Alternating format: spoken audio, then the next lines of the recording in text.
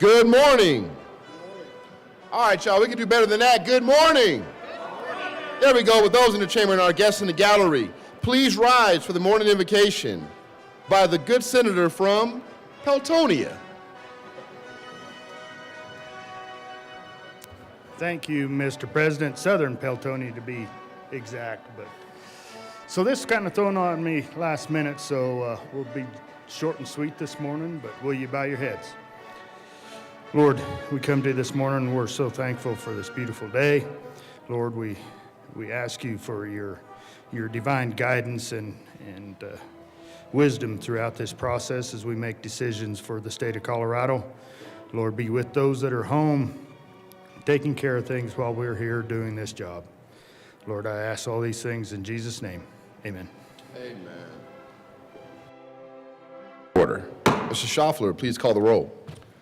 Senators Amabile, Baisley, Ball, Bridges, Bright, Carson, Catlin, Cutter,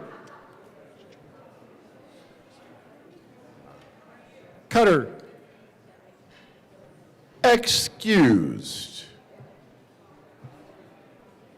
Danielson, Doherty, Exum, Frizzell, Gonzalez, Henriksen, Judah, Kipp,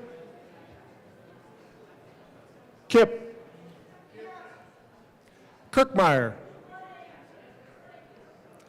Kolker, Liston, Lundeen, Marchman, Michelson-Genet, Mullica, Pelton B, Pelton R, Rich,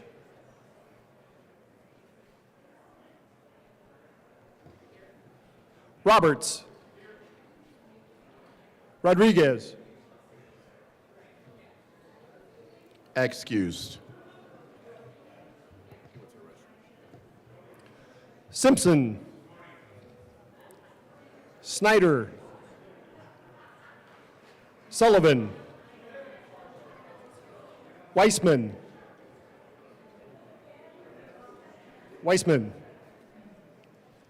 Winter,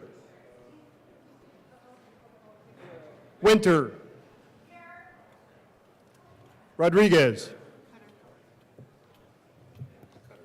Cutter. District 17 vacant. Mr. President. Let's do this. The morning roll call is 34 present, 0 absent, 0 excused, and 1 vacant. We have a quorum. Senator Carson, would you please lead us in the Pledge of Allegiance? All please rise.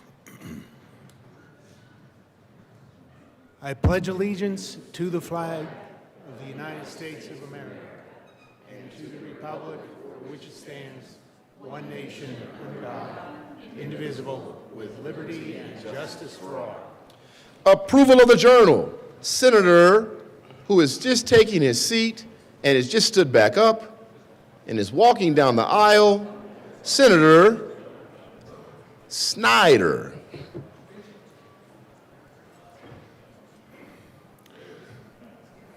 Senator Snyder. Thank you, Mr. President. I move to approve the journal from 317 to 321.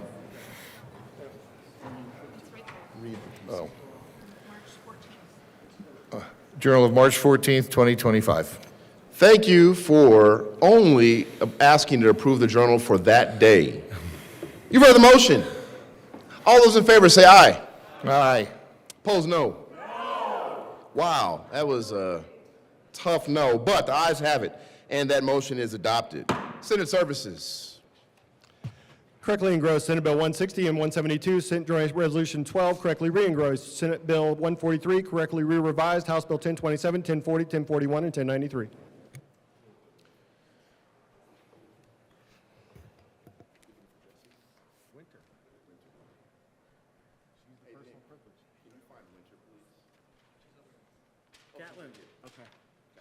Majority Leader Rodriguez. Thank you, Mr. President. I move to proceed out of order for a moment. Personal privilege by Senator Catlin and Senator Winter. You've heard the motion. All those in favor say aye. Opposed, no. The ayes have it. The Senate will proceed out of order for moments of personal privilege.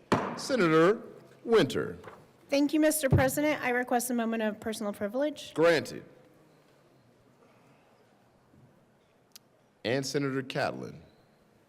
Thank you, Mr. President. I ask for a moment of personal privilege. Granted. Thank you. Colleagues, we're here today to do a tribute. In celebration of the start of spring, the Colorado Senate would like to recognize the important contributions of the Butterfly Pavilion to support and educate about invertebrates and pollinators in our state. These creatures pollinate our crops, enrich our soil, and sustain vital ecosystems in Colorado and worldwide. Despite making up 97% of species, invertebrates are often overlooked. They provide 1 in 3 bites of our food and support wildlife and environmental health. For the 30 years, Butterfly Pavilion has led research, conservation, and education efforts to raise awareness and enthusiasm for these wonderful creatures. On request of Senators Faith Winter and Mark Catlin, given this 7th day of March 2025 at the state capitol in Denver, Colorado. Senator Winter. Thank you, Mr. President. And I want everyone to meet Rosie. If you hadn't had a chance to hold her, you should hold her. She is an amazing ambassador for invertebrates across the world. Millions of people have held Rosie and fallen in love with Rosie. Rosie can live 25 to 30 years. She comes from Chile. And she's had a huge influence on my daughter's life. So my daughter's an intern at the Butterfly Pavilion now. I served on the board for about 10 years. But you can't hold Rosie until you're 3. And so we were there at 9 a.m. the day my daughter turned 3 because she was so excited to be able to hold Rosie. When she was 3, that was the year Frozen came out. And all the other 3-year-olds were Elsa for Halloween, but not my daughter. She dressed up as Rosie for Halloween, and ever since then, she's wanted to be a conservation biologist to help protect all the Rosies and invertebrates and other animals in the world. And so let's all thank Rosie for being a fantastic invertebrate ambassador. Colleagues, we are here this morning to celebrate invertebrates, the hidden heroes of our planet. They pollinate our crops, enrich our soil, and sustain entire ecosystems. From the monarch's migration to the mantis shrimp's extraordinary strength, these remarkable creatures shape our world in ways we cannot afford to overlook. Invertebrates make up 97% of all known species, yet they remain underappreciated. They provide 1 in 3 bites of our food and support the wildlife we cherish and maintain the health of our environment. For 30 years, the Butterfly Pavilion has led the way in research, conservation, and education, and hands-on experiences to elevate awareness, inspire action. But protecting invertebrates requires all of us. We must advocate for policies that safeguard their habitats, support conservation efforts, and educate future generations about their importance.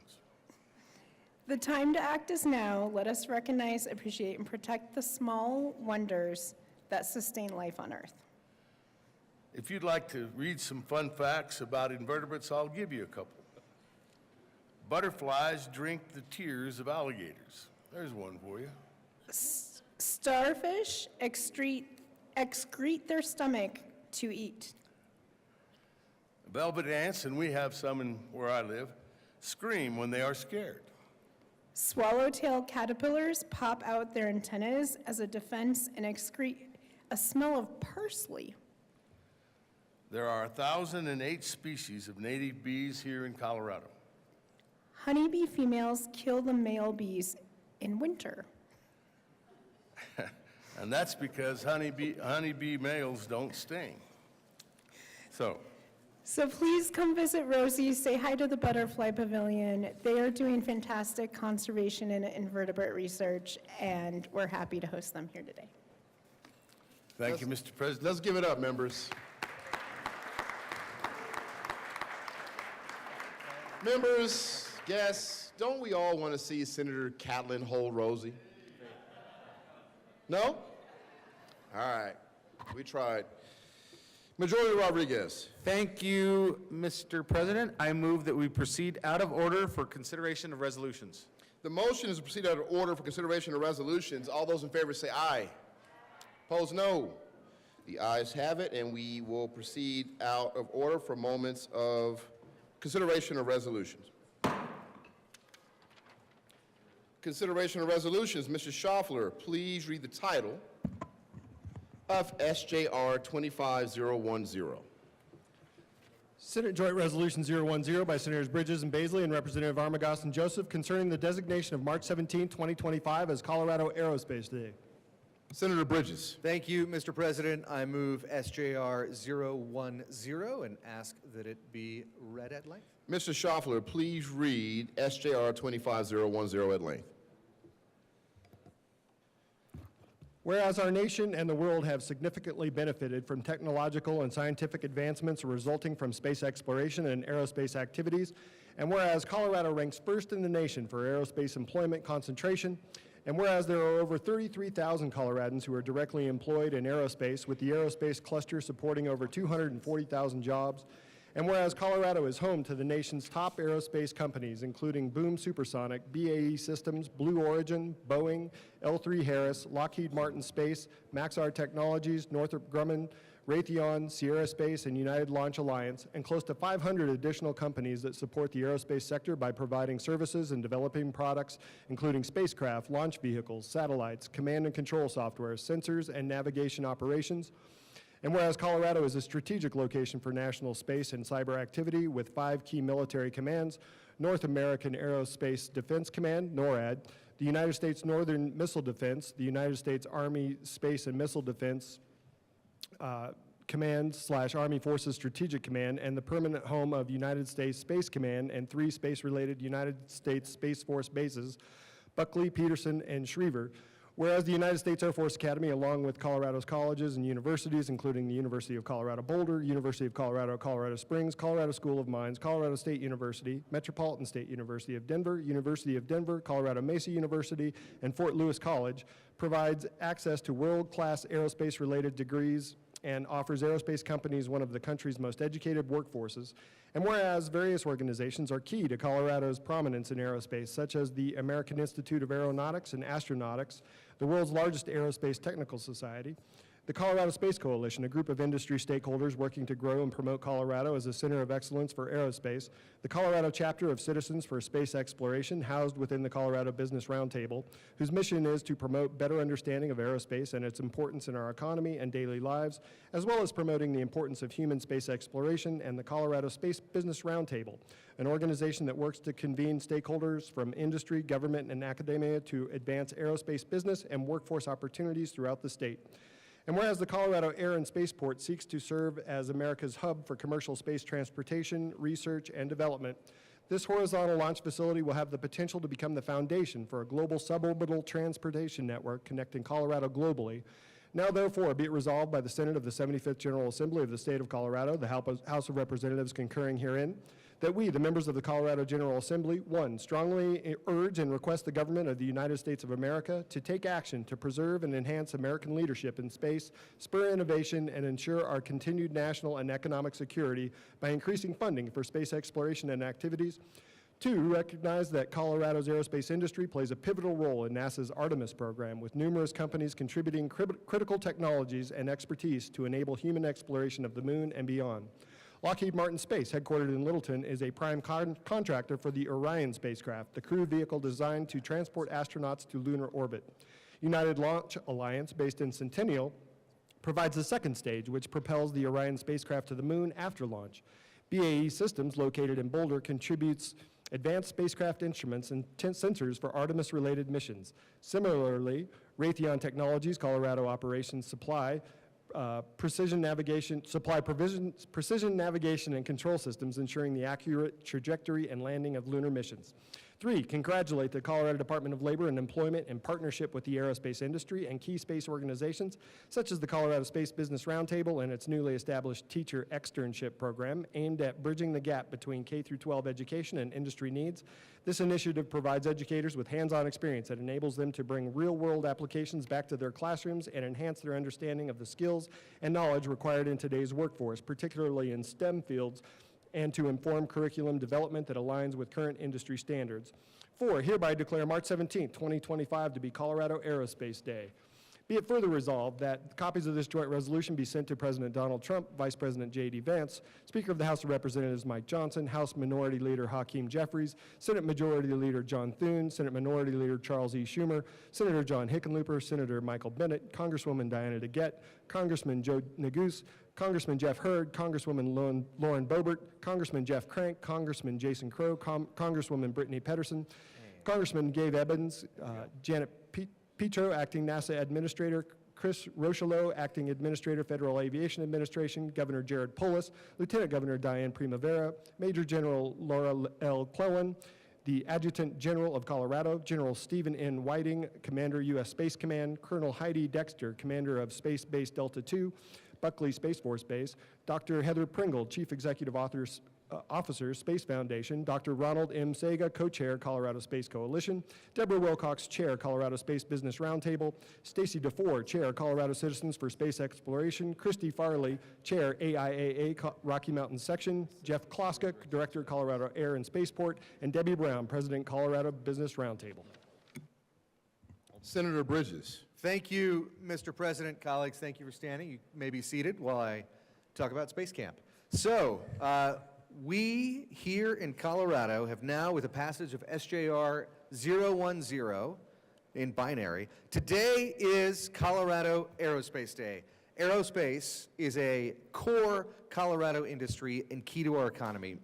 A lot of folks don't know, but Colorado is actually first in the nation for employment in aerospace per capita, second in total jobs only to California. We employ over 33,000 Coloradans directly in aerospace, and the aerospace sector supports almost 250,000 jobs here in Colorado.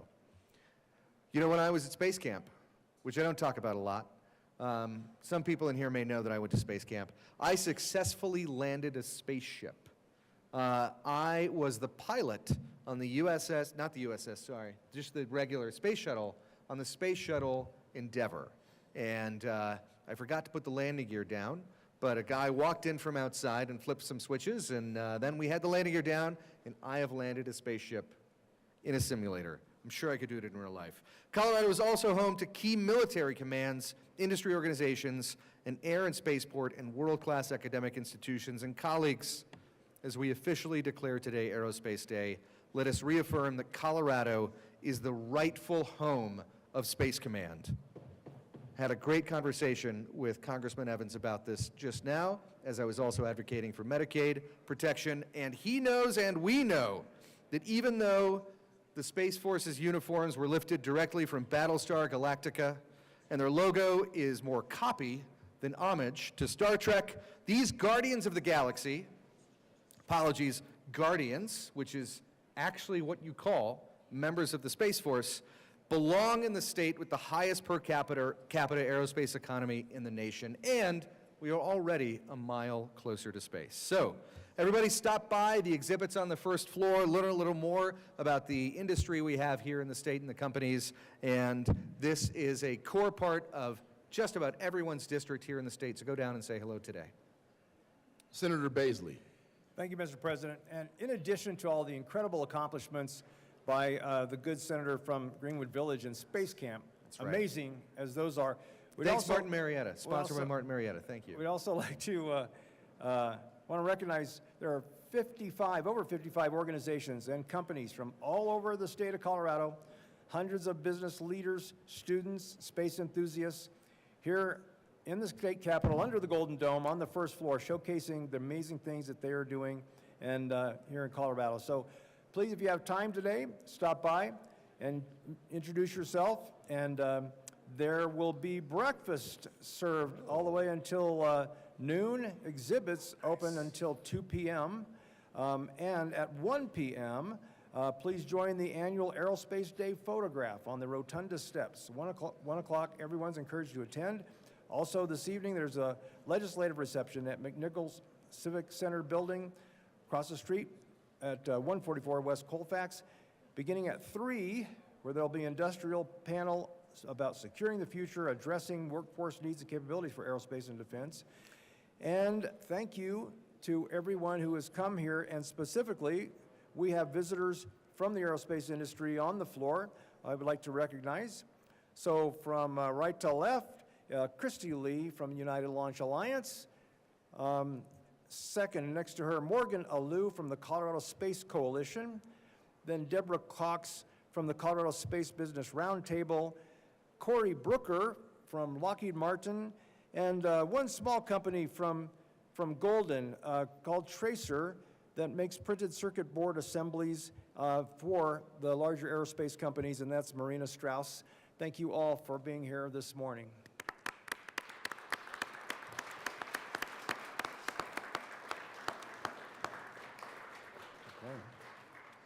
Thank you all for being here. Any further discussion on SJR 25010? Seeing none, the motion is the adoption of SJR 25010. Are there any no votes? With a vote of 34 ayes, 0 no, 0 absent, 0 excused, and 1 vacant, SJR 25010 is adopted. Co-sponsors, Senator Baisley. Thank you, Mr. President. I move that the current roll call be counted as co-sponsors. Seeing no objection, the current roll call will be added as co-sponsors. Thank you. Nice work. Yeah, you too. Thank you, members. Mr. Schaffler, please read the title of SJR 25011. Senate Joint Resolution 011 by Senators Gonzalez and Rodriguez and Representative Velasco concerning the recognition of Latino-Latina Advocacy Day 2025. Mr. Majority Leader. Thank you, Mr. President. I move Senate Joint Resolution 011 and ask for it to be read at length. Mr. Schaffler, please read SJR 25011 at length. Whereas Latino-Latina Advocacy Day celebrates 19 years of mobilizing Latinas and Latinos from across Colorado, an annual event that has helped amplify more than 5,400 Latina and Latino voices to address the structural inequalities that have historically affected the Latina and Latino community. And whereas in 2006, following the passage of anti-immigrant federal legislation and an anti-immigrant special legislative session in Colorado, a pro-immigrant justice movement swept the nation, including in Colorado. Community organizations led by local Latina and Latino activists convened in the first ever Latino-Latina Advocacy Day in Denver in 2007 to hold policymakers accountable, advocate for better public policies, and grow the Latina and Latino communities' power and influence inside the state capitol. And whereas in 2025, Latinas and Latinos in Colorado again find themselves at the intersection of anti-immigrant attacks from the federal government, including indiscriminate mass deportations, violently separating Colorado immigrant families, as well as attempts to bring back 2006-era anti-immigrant legislation during this legislative session. And whereas Latinas and Latinos constitute the largest non-white demographic group in Colorado at 22.7% of the population, and whereas Latinas and Latinos remain among the most impacted people when assessing the adverse outcomes of inequitable health care, housing, education, and economic opportunity, and whereas involving Latinas and Latinos in the policymaking process ensures that the voices and lived experiences of all Coloradans are respected and honored, and whereas community efforts like Latino and Latina Advocacy Day help create better policies that impact the daily lives of all people in our state, now, therefore, be it resolved by the Senate of the 75th General Assembly of the State of Colorado, the House of Representatives concurring herein, 1, that we, the members of the Colorado General Assembly, recognize the achievements of Latinas and Latinos and honor their contributions to Colorado's long history of political engagement and their role in the policymaking process. 2, that we pay tribute to past and current Latino-Latina Advocacy Day participants who have traveled to the Colorado State Capitol from across Colorado to ensure representation and the just treatment of Latino-Latina communities in Colorado. And 3, that we devote ourselves to creating a Colorado that will one day work for all, regardless of immigration status in the Colorado General Assembly. Be it further resolved that copies of this joint resolution be sent to the Colorado Organization for Latina Opportunity and Reproductive Rights, COLOR, and Voces Unidas de las Montañas, the conveners of the 2025 Latina Advocacy Day. Senator Gonzalez. Thank you, Mr. President. Colleagues, please be seated. Today, you all will have the opportunity to visit with constituents from across the state who are going to come and speak with you about issues of importance to the Latino community. I do want to acknowledge, over the weekend I had the opportunity to visit with nearly 400 participants. We're joined by some folks here this morning on our Senate floor. I do also want to acknowledge and name that the fears that you will hear from community members are visceral and real. Just over the weekend, President Trump signed an executive order to invoke the Alien Enemies Act of 1798. And even though there was a federal judge who issued a temporary restraining order while a flight of individuals who were alleged to have been enemies of the state under wartime, the federal government ignored that judge's order. This morning, just hours ago, the border czar, Tom Homan, doubled down on his decision to defy a lawful order by a judge. This morning on Fox News, Homan claimed that the deportation flights did not need to be turned around because, quote, "We're going to make this country safe again. I'm proud to be a part of this administration. We are not stopping. We don't care what the judges think."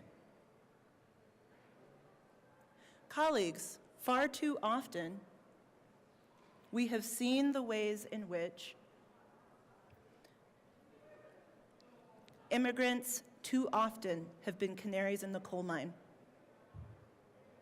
For me, as a Chicana, with family members and roots that go back in southern Colorado and northern New Mexico for generations, since before this land was either Colorado or the United States or Mexico, I often get threatened with, well, if you don't like it, go back to where you came from, as if you're going to deport me to Walsenburg. Here we are, in this moment. I hope that you listen deeply to the issues that Latino Advocacy Day participants will be sharing with you. I also want to acknowledge and welcome Congressman Gabe Evans, who is here joining us today. I'm glad that he has made time, and I hope that he will also visit with his constituents while he's here to talk with them about what he hopes to accomplish on these important issues. I also personally really want to understand when he's going to have his next town hall.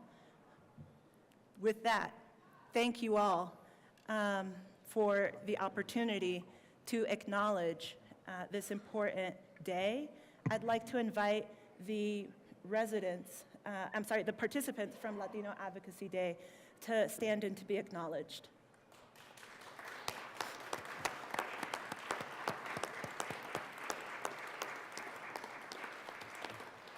Thank you, Mr. President. Thank you, and thank you all for joining us today. The motion is the adoption of SJR 25011. Are there any no votes? With a vote of 34 ayes, 0 noes, 0 absent, 0 excused, and 1 vacant. SJR 25011 is adopted. Co-sponsors, Senators Danielson, Judah, Bridges, Michelson Janae, Winter, Kipp,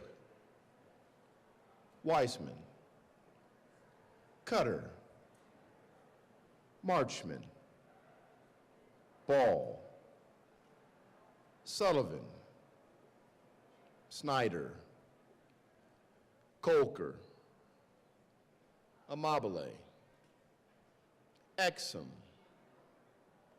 Mullica, Doherty, Roberts, Henriksen. Please add the president.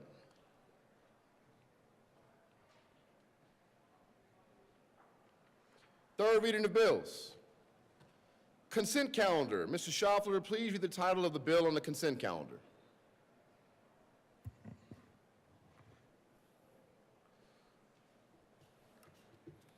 Senate Bill 172 by Senators Carson and Sullivan and Representative Clifford concerning clarification of the conditions under which an uncontested election in a special district director district may be canceled. Jordan Rodriguez. Thank you, Mr. President. I move for the passage of the third reading of bill, final passage consent calendar, which is Senate Bill 172. Any discussion on the bill? Seeing none, the motion is the passage of the bill on third reading of the bill's consent calendar. Are there any no votes? With a vote of 34 ayes, 0 noes, 0 absent, 0 excused, and 1 vacant, Senate Bill 172 is passed. Co-sponsors.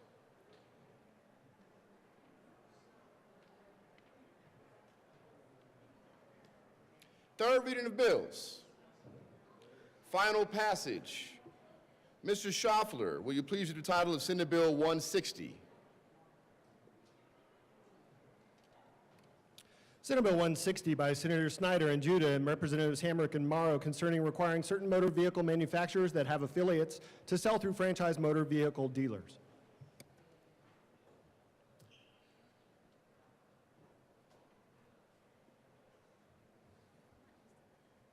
Senator Snyder. Thank you, Mr. President. I move for the passage of Senate Bill 160 on third reading and final passage. Any discussion? There is discussion. Senator Gonzalez. Thank you, Mr. President. I want to thank my colleagues from Aurora and from Manitou Springs for the debate that we had on Friday related to this policy. I did just want to correct the record to clarify that the Legacy Manufacturers Alliance remain in an amend position because of the concern regarding paragraph G in the bill. At this point, the Colorado dealer franchise model is purely a wealth creation or wealth preservation statute. It allows dealer owners to pick and choose how best to leverage the Colorado legislature for protectionism. In the case of 160, the protectionism that is being sought is to protect from Scout. I've worked to put forward an amendment that would have created a true equal playing field. Now that we've witnessed the widespread adoption of electric vehicles sold, whether that is via dealerships or direct to consumer, and that amendment failed. We're going to allow companies like Tesla, owned by the richest man in the history of the world, to continue to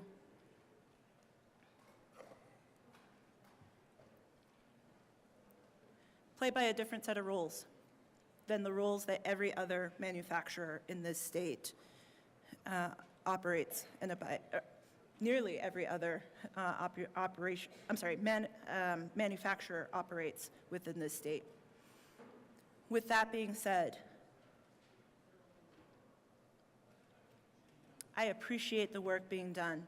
I appreciate that there are 44,000 workers who are employed and have jobs thanks to legacy auto dealers. I appreciate that, and that is a real thing that we must be thoughtful and intentional about as we're crafting policy moving forward.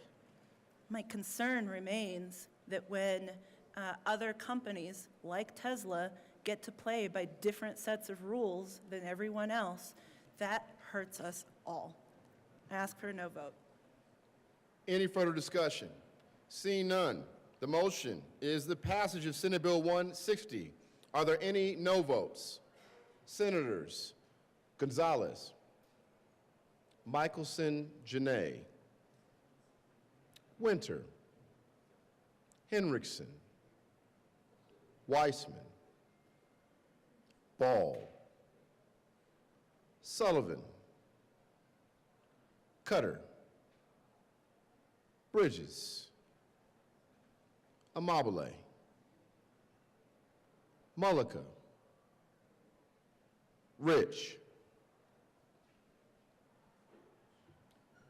With a vote of 22 ayes, 12 noes, 0 absent, 0 excused, and 1 vacant, Senate Bill 160 is passed. Co-sponsors.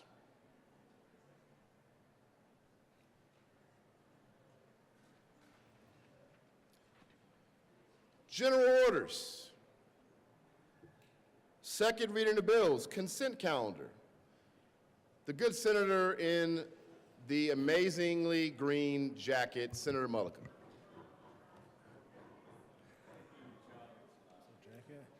Thank you, Mr. President. Happy St. Patrick's Day. I move that the Senate resolve itself into the Committee of the Whole for consideration of general order, second reading of bills, consent calendar. You heard the motion. All those in favor say aye. Opposed, no. The motion is adopted, and the Senate will resolve itself in the Committee of the Whole for consideration of general orders, second reading of bills, consent calendar, and the good senator with the green jacket will take the chair.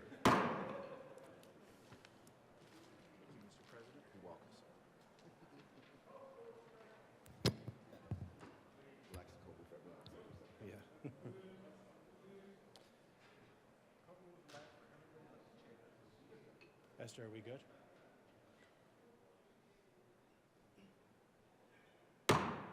The committee will come to order, and the court rule is relaxed for everyone but myself. Will the clerk please read the bill title of all the bills on the general order, second reading of bills, consent calendar? House Bill 1059 by Representatives Weinberg and Ferre and Senators Rich and Marchman concerning reducing food waste in schools. Senate Bill 178 by Senators Michelson, Janae, and concerning the Colorado K-5 social and emotional health pilot program. House Bill 1003 by Representatives Stewart and Brooks and Senator Cutter concerning a Medicaid waiver program for children with complex health needs.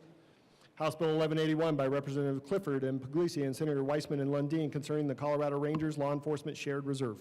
Majority Leader Rodriguez. Thank you, Mr. Chair. I move for the passage of all the bills on general order, second reading of bills, consent calendar, which is House Bill 1059 in the Education Report, Senate Bill 178, House Bill 1003, and House Bill 1181. Thank you. Is there any discussion on the committee report? The motion before the body is the adoption of the committee report on all the general order, second reading of bills, consent calendar. All those in favor say aye. Aye. Opposed, no. The ayes have it, and the committee report is adopted. Is there any discussion on any of the bills on the consent calendar? Senator Gonzalez. Thank you, Mr. Chair. I am not sure what bills we're actually debating on this consent calendar. I couldn't hear the clerk because your jacket, Mr. Chair, is so loud.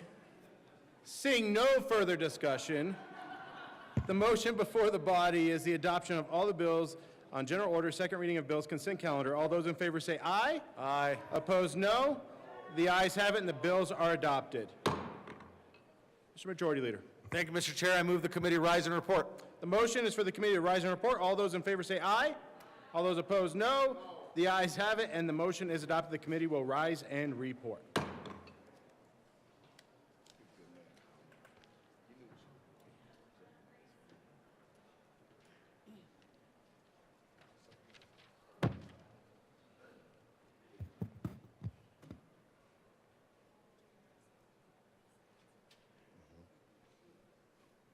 Senate will come to order. Senator Mullica. Thank you, Mr. President. The committee has met and they had a number of bills under consideration. Will the clerk please read the report?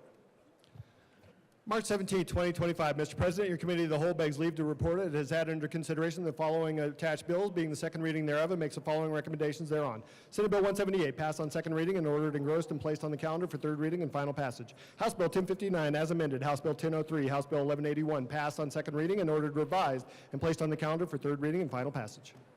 Senator Mullica. Thank you, Mr. President. I move the report. The motion is the adoption of the committee of the whole report. Are there any no votes? With a vote of 34 ayes, 0 noes, 0 absent, 0 excused, and 1 vacant, the committee of the whole report is adopted. Senate Bill 178 passed the second reading, order engrossed, placed on the calendar for third reading and final passage. House Bill 1059 is amended. House Bill 1003. House Bill 1181 passed on second reading, order revised, and placed on the calendar for third reading and final passage.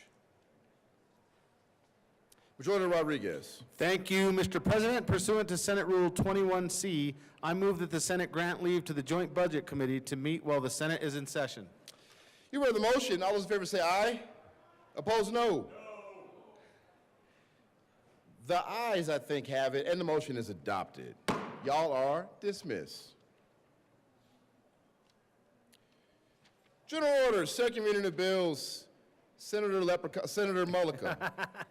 Thank you, Mr. President. I move the Senate resolve itself into the committee of the whole for consideration of general orders, second reading of bills. You heard the motion. All those in favor say aye. Aye. Opposed, no. The ayes have it. The motion is adopted. The Senate will resolve itself in committee of the whole for consideration of general orders, second reading of the bills, and Senator Mullica will take the chair. We're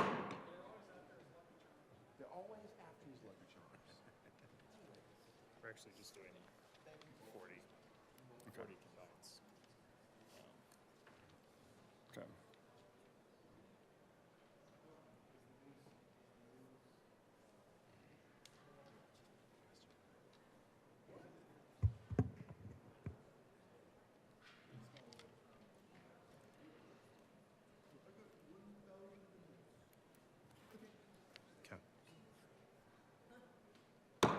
The committee will come to order and the court rule is relaxed. Will the clerk please read the title to House Bill 1056? House Bill 1056 by Representatives Lukens and Bacon and Senators Roberts and Hendrickson concerning local government permitting of wireless telecommunications facilities.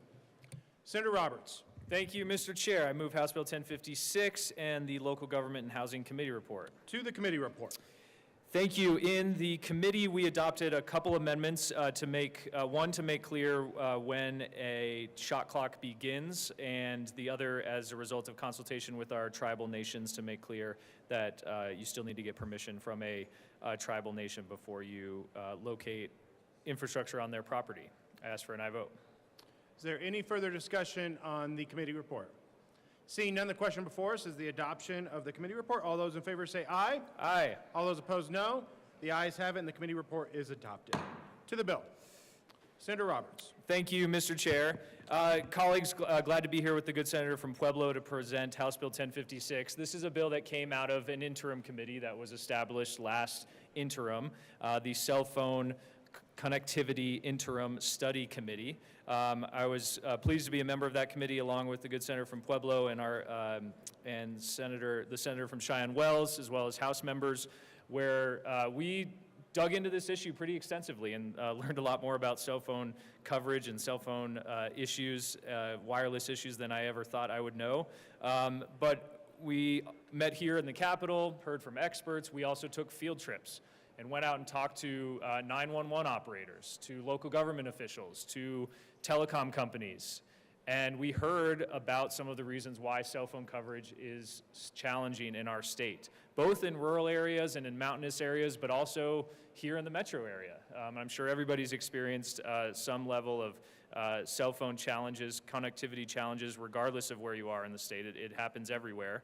And we dug into why that is, and one of the reasons that we heard from many people in industry, in local government, and from regular constituents is that the permitting of cell phone infrastructure, whether it be small cells or large towers that are able to get you cell phone service, is a challenge because it's inconsistent across the state. And so that's what this bill seeks to do, is set in some clear guidelines of how long it should take for an application to locate or improve cell phone connectivity infrastructure should take on a local government level. So the bill sets out some parameters that will be consistent across the state, which will provide surety to folks that want to invest in putting new infrastructure in place, and also make sure that local governments know exactly how to handle these applications. This bill, as you can see, is a House bill. It's gone through a lot of work to get here to the Senate floor for second reading, including many amendments. Originally, the shot clocks in this bill were much shorter. We have compromised with stakeholders significantly to move the shot clocks up to 120 days for new infrastructure and 90 days for improvements. And I'm about to offer an amendment that's going to make that shot clock even higher as a result of further negotiations with local governments to 150 days, which is the federal standard, but also sets in some important language about when an application needs to be approved so that we can get this going. Unfortunately, we heard of examples of local governments sitting on applications for over a year for just improving already existing infrastructure. And that's preventing our constituents from getting better cell phone coverage. And I understand and appreciate local control and local guidelines on some of these things, but it's also our constituents that are desperately asking us to do something about this issue. And I think this bill won't fix everything, but it is a really important improvement to make that happen. So with that, I will turn it over to my colleague, and then we can get into the amendments that we want to do. Senator Henriksen. Thank you, Mr. Chair, and thank you to my co-prime, the good senator from Frisco, yeah. This was the most pressing issue that we heard about in committee. This was, you know, we learned several dynamics. It was a fascinating committee to serve on, and really get to know some of the complex challenges around cell phone coverage and the barriers that we face, both in terms of technology keeping up with population demands, new technologies being implemented, and also some of the unique geographic challenges that we have here in Colorado and the way that that plays into it as well. But the single biggest point of frustration is the issues that we're addressing in House Bill 1056. And so my co-prime mentioned that we're going to offer an amendment here in just a moment that will bring the new permitting time frame from 120 days up to 150. That's back in line with what federal standards are. And I just want to reiterate that the issue with that is that right now that effectively that is but a mere suggestion. Because if you miss the 150-day permitting time frame that is set forth in federal regulation, nothing actually happens. And what this bill does is says that we're going to actually hold you to that standard, and if a completed application isn't acted on in the time frame required in federal regulation, then it's going to be deemed approved. And I think this is critical to ensure that this technology and the impacts it has on Coloradans throughout our state is given the attention and prioritization that it deserves, and is going to be critical to seeing that technology deployed in a way that we can improve connectivity, improve emergency services reaction time, improve the ability of Coloradans to conduct their business throughout the state and while they're traveling. And I ask for your aye vote on House Bill 1056. There is an amendment at the desk.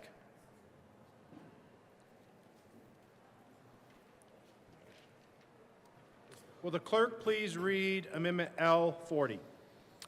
Amendment L40, amend, re-engross Senator bill. Roberts. Thank you, Mr. Chair. I move L40. That is a proper motion to the amendment. Thank you. Previously alluded to this. This raises the shot clock for new infrastructure from 120 days to 150 days.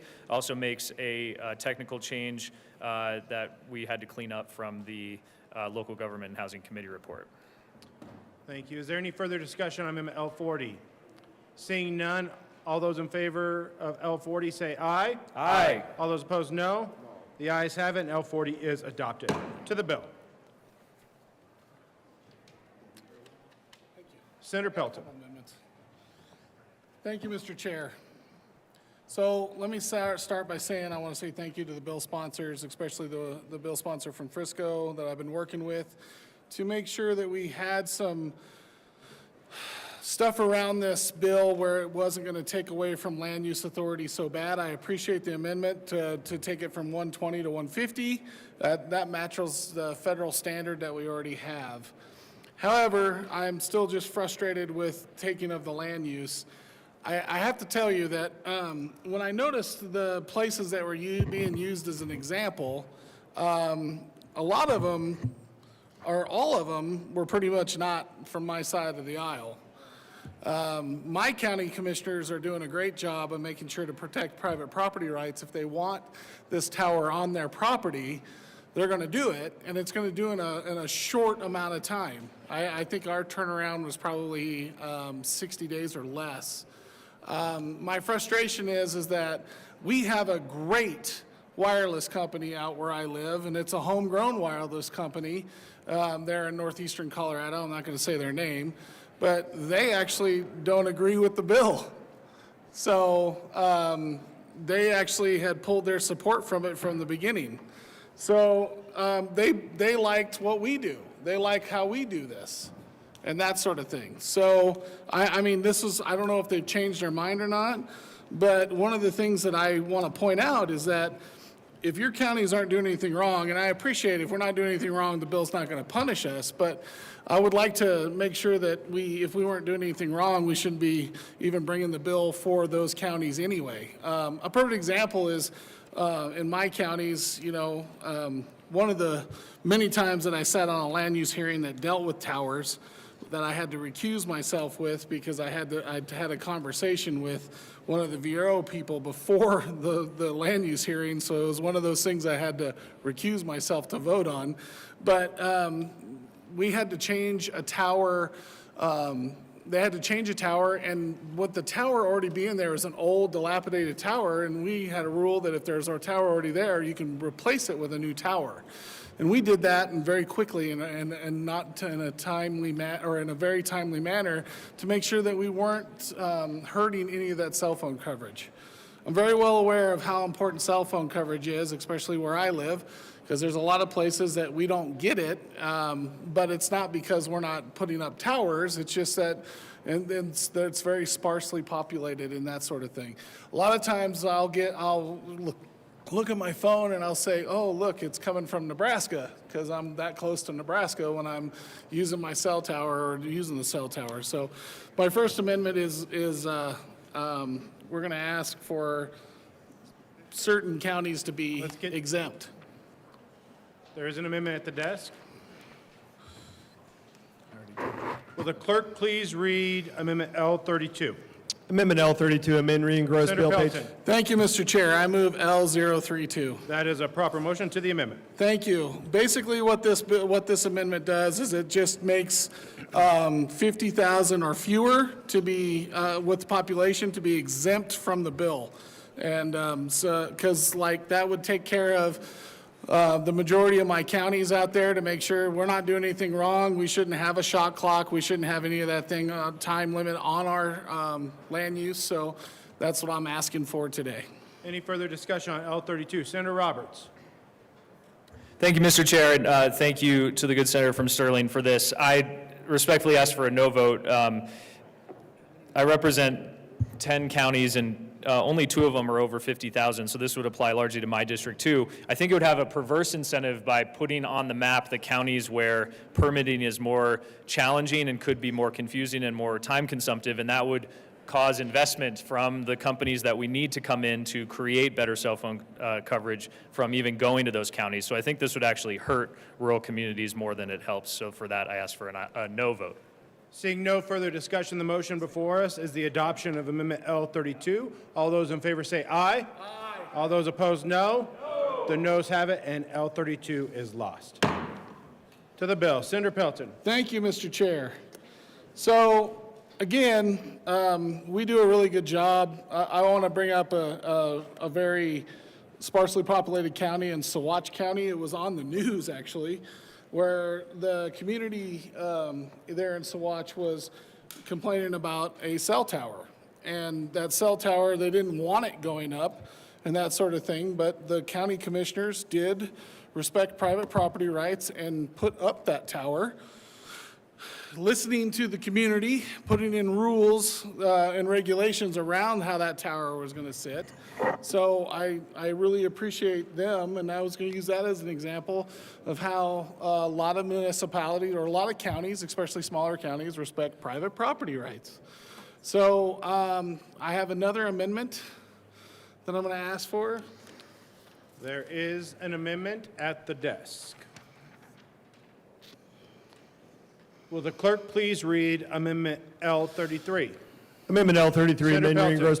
Thank you, Mr. Chair. I move L033. That is a proper motion to the amendment. So what this does is that it just does the same thing, only it lowers the population to 38,000 or fewer.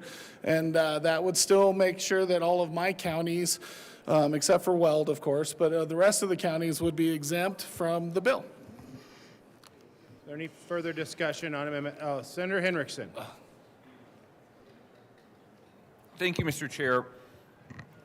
We would respectfully ask for a no vote on Amendment L033 for the same reason as for the last one. I appreciate that we're shrinking the population criteria from 50,000 down to 38,000, but for the same reasons mentioned earlier, have serious concerns about the risk of perverse incentives to remove investment in cell phone infrastructure out of rural counties as the result of a bifurcated system of regulations, and that would leave our more rural residents stranded in the long run.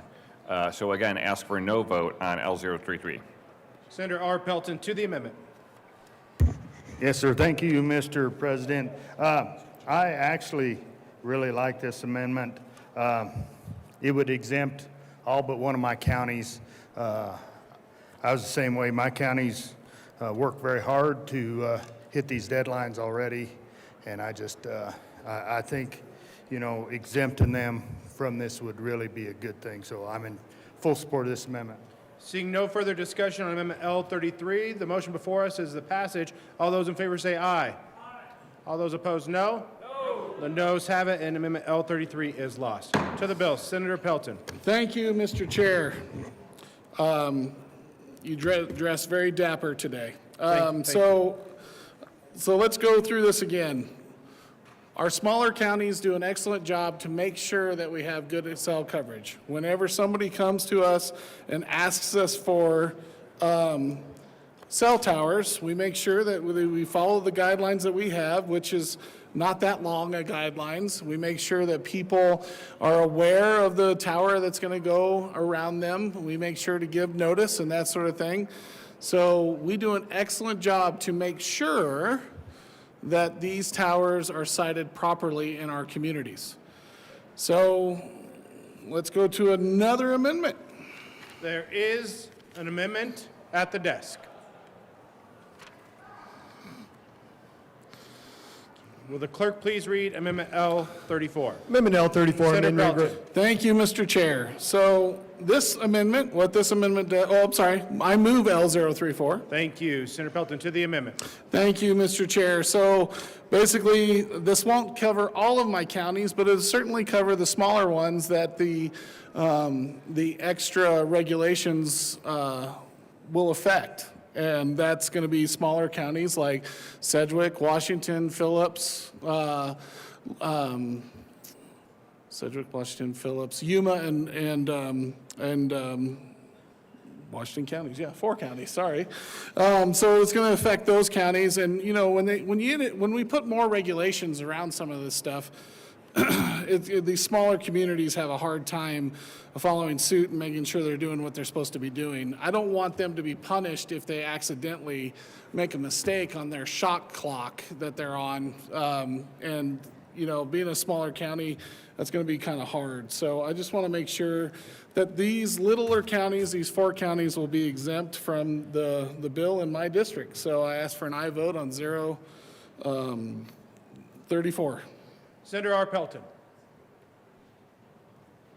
Thank you, Mr. Chair. I rise in full support of 034. Got the wrong one up here. Anyway, this still would exempt all but one of my counties. So I think we're moving in the right direction, but it's still exempting almost all of my counties. So I like this amendment. I would vote yes. Senator Roberts. Thank you, Mr. Chair. Respectfully ask for a no vote. This amendment would also exempt a majority of the counties that I am lucky to represent, and that would hurt them because it would disincentivize investment in cell phone connectivity in those counties. I ask for a no vote. Seeing no further discussion on Amendment L34, the motion before the body is the passage of L34. All those in favor say aye. Aye. All those opposed, no. No. The noes have it, and L34 is lost. Senator Pelton. Thank you, Mr. Chair. So we're talking about smaller counties again, to make sure that these smaller counties have all the tools that they possibly need to make sure to follow these regulations. We're making sure that when you have to speed up these permits and that sort of thing, it could create a burden to these smaller counties. So we're going to go ahead and ask for one more amendment. There is an amendment at the desk. Will the clerk please read Amendment L35? Amendment L35, amending Senator Pelton. Thank you, Mr. Chair. I move L035. As a proper motion to the amendment. Thank you, Mr. Chair. So basically what this does is it lowers the population to 23,000 or fewer. Still, it's going to still help the majority of the smaller counties. You know, in my mind, I thought of smaller counties around Kit Carson County and those sort of things that aren't in my district and further south, but these are still going to help my smaller counties in my district and make sure that they're not overburdened with regulations that they have to speed up the timeline and that sort of thing to make sure they can get this to happen. So I ask for an aye vote on L35. Senator R. Pelton. To the amendment. Thank you, Mr. Chair. And, you know, I won't quite sound like a broken record because this does knock one more of my counties out, but that still leaves 9. So I'm in full support of this amendment. I don't think it'll diminish the interest in cell service out in that part of the state. So with that, I ask for a yes vote. Seeing no further discussion on Amendment L35, the motion before the body is the passage of Amendment L35. All those in favor say aye. All those opposed, no. No. The noes have it, and L35 is lost. Senator Pelton. Thank you, Mr. Chair. So I'm going to ask for another amendment when we're talking about small cell facilities. There is an amendment at the desk.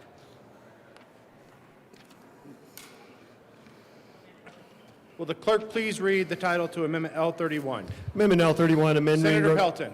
Thank you, Mr. Palady, in that sort of area. You know, I think that when you start doing that, you need to make your community aware of what's going in around you, giving you more time to be able to say, all right, so this cell tower is going to go in these small cell facilities.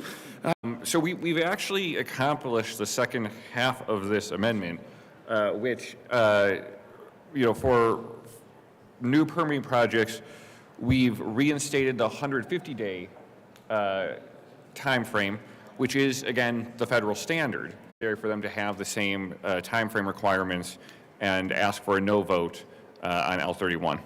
Seeing no further discussion on Amendment L31, the motion before the body is the passage of L31. All those in favor say aye. Aye. All those opposed, no. No. The noes have it. Amendment L31 is lost. To the bill.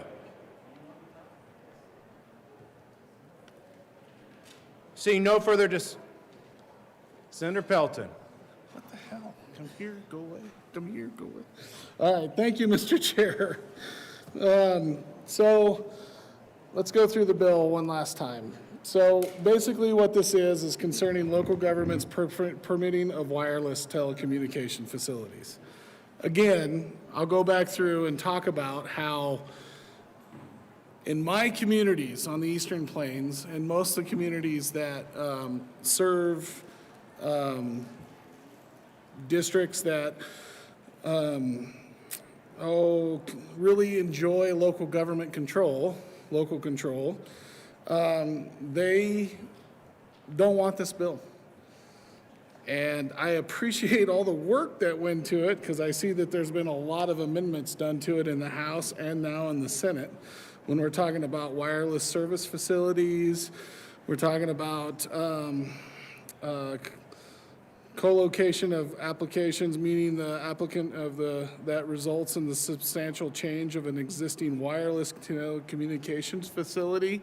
I appreciate that. I mean, it's the process that these go through are such a quick process in our smaller counties where I live.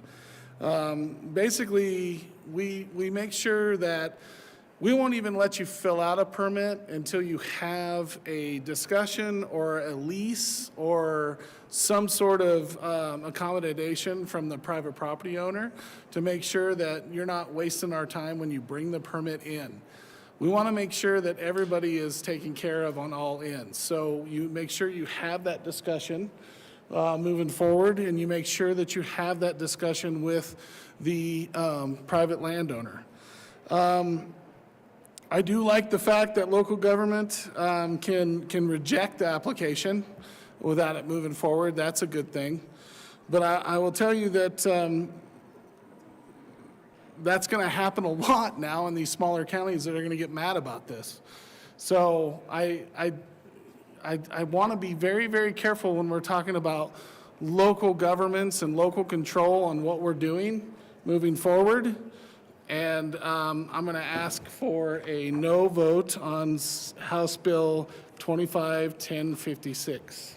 Seeing no further discussion, the question before the body is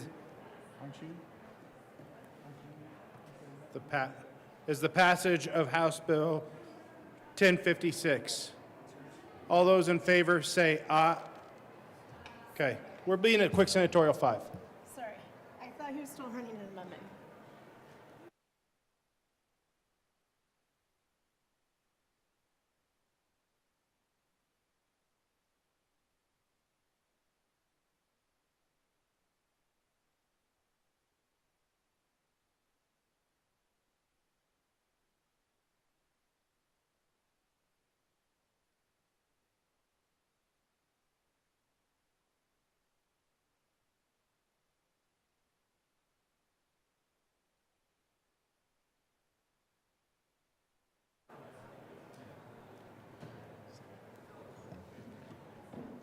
Come back to order. Senator Winter.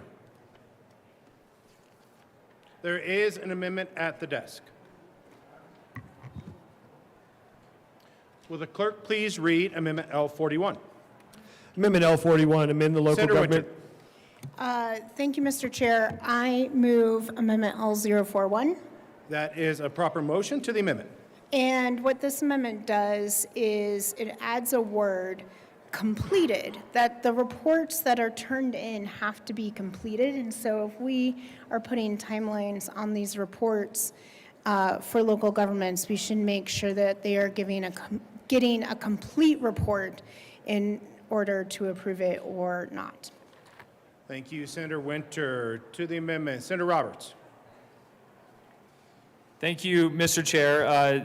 Thank you to the good senator for bringing this amendment. Respectfully going to ask for a no vote. We've had a long discussion about what what a completed application is and when the shot clock begins. We think the bill is written in a good spot after all of that stakeholding. Adding in this word could create some ambiguity on a local level where each local jurisdiction will have their own definition of completed and will kind of negate the intent of the bill, which is to provide consistency across the state. So with that, I ask for a no vote. Seeing no further discussion, the motion before the body is the passage of Amendment L41. All those in favor say aye. All those opposed, no. No. The noes have it, and Amendment L41 is lost. Back to the bill. Senator Winter. There is an amendment at the desk. Oh. I didn't give you the whole packet. Wait, what one is that? 42. Okay. Yes. And I just have one copy for myself. Thank you. Will the clerk please read the title to Amendment L42? Amendment L42, amend re-engrossed bill, page 5, line 8, strike deemed approval of facilities and substitute approval of facilities, judicial review of local government action. Page 5 of the bill, lines 10 and 11. Winter.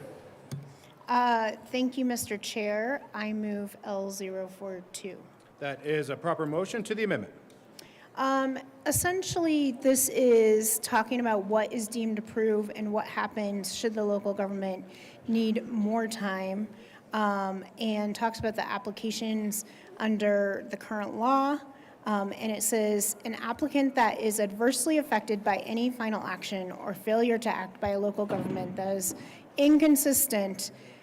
So this brings into alignment, essentially, a local government's ability to request and get more time. We understand that this bill is about the specific timeline. We've extended the timeline, but there's oftentimes local governments actually want to approve something, but they just need more work on it.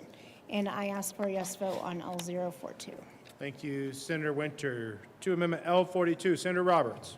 Thank you, Mr. Chair. Thank you to the good senator from Westminster for bringing this as well. It's an important discussion. Again, similar to the last one, respectfully ask for a no vote because I think we've arrived to a good place as this bill is now in the second chamber with all the amendments. By adding in this language, a couple things may happen. It would, again, add ambiguity to the statewide consistency we're seeking and would essentially make the bill pretty inconsequential as far as changing current policy. I just want to note, as far as judicial appeal and other abilities that local governments have, local governments can already say no. They can already deny these applications. Nothing in this bill removes their ability to say no to these applications. And adding in a judicial review is unnecessary because that also already exists in a variety of ways for local governments. So I think this amendment respectfully would kind of negate the goal sought by the bill, and I ask for a no vote. Senator Pelton. Thank you, Mr. Chair. I rise in support of L42. And here's why. We already have a position, we already have something in this that we talk about where it says a failure to act commences an action pursuant to a 106 hearing. 106 hearings are very important. 106 hearings are the things that can override a local government's decision. So this is a very important part of this. I've said that over and over. When anybody tries to take land use away, has it seen a 106 hearing? If it hasn't seen a 106 hearing, then we have nothing to go by. But if it has, then we can have that discussion. But for the most part, we really want to talk about the 106 hearing. That is the part that's very important to this amendment, and I agree with it. So I ask for an aye vote on L42. To Amendment L42, Senator Winter. Thank you. These 106 hearings are incredibly important, and with that, I call a division. A division has been requested. Seeing no further discussion,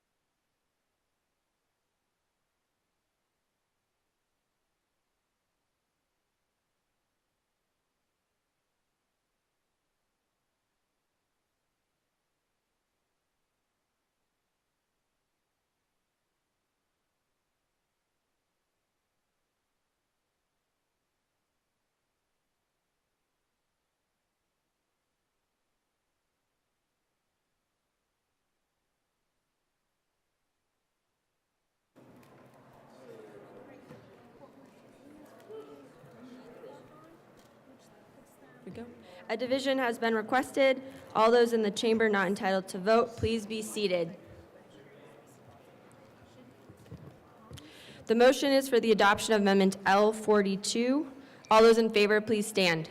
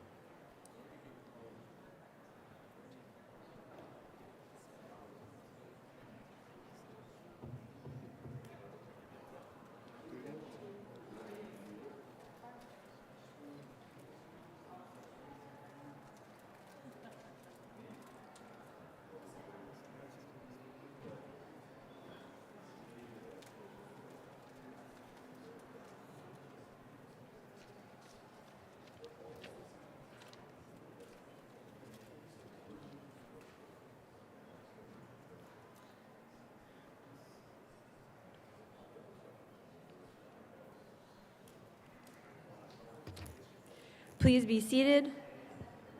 All those opposed, please stand.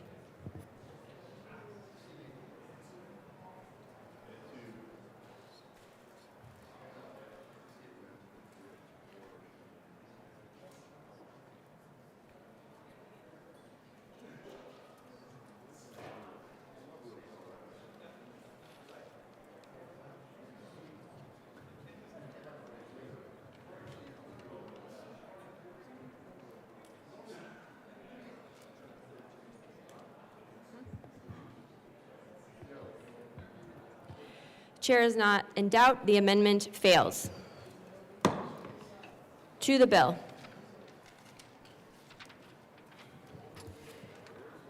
Is there any further discussion? Senator Winter. Thank you, Madam Chair, and I move... There is an amendment at the desk. Will the clerk please read Amendment L43? Amendment L43, amend. Senator Winter. Thank you, Mr. Chair. I move L043. That is a proper motion to the amendment. And what this amendment does is essentially by having the shot clock on communications permits, we are putting those permits in front of other permits for housing intended to provide affordable or attainable housing, renewable energy projects of government entities, or water projects. And so this allows some openness to make sure that the communications industry is not treated with special treatment and doesn't get to the front of the line compared to other permits, and I encourage a yes vote. Seeing no, Senator Roberts. Thank you, Mr. Chair. Thank you to the good senator from Westminster again for this discussion. With respectfully ask for a no vote on this one as well.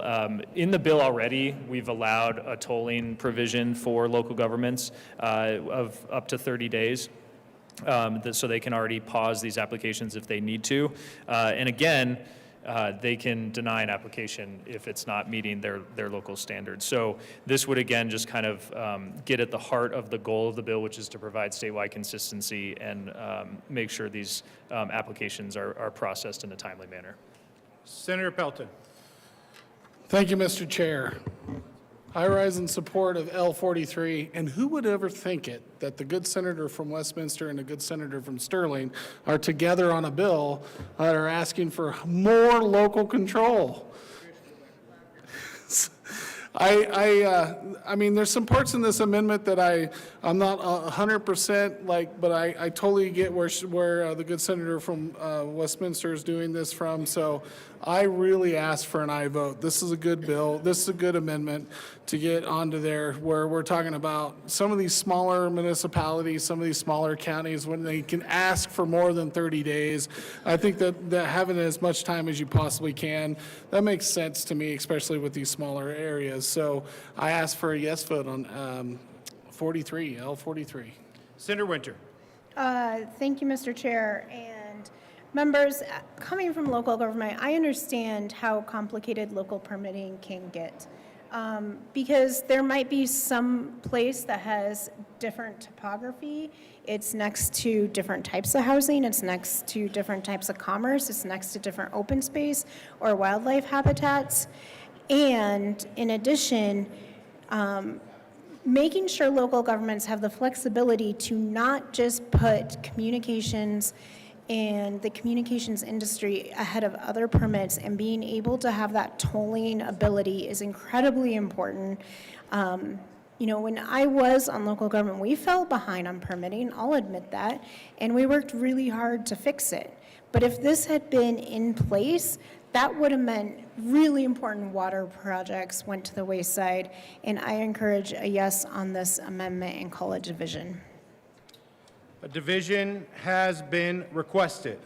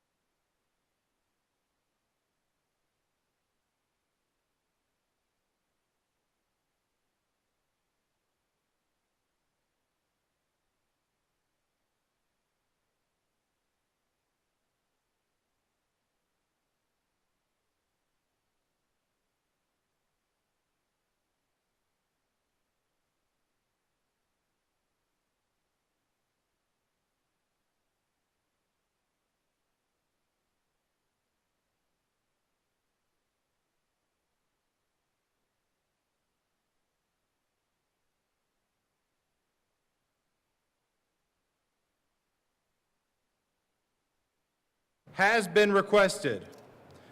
All those in the chamber not entitled to vote, please be seated. The motion is the passage of Amendment L43. All those in favor, please stand.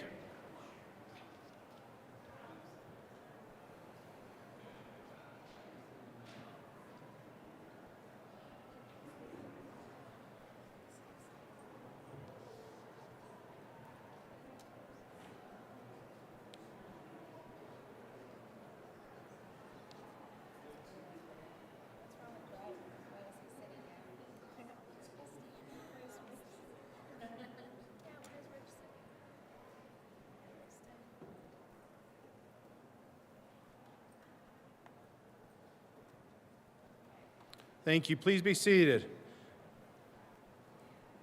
All those opposed, please stand.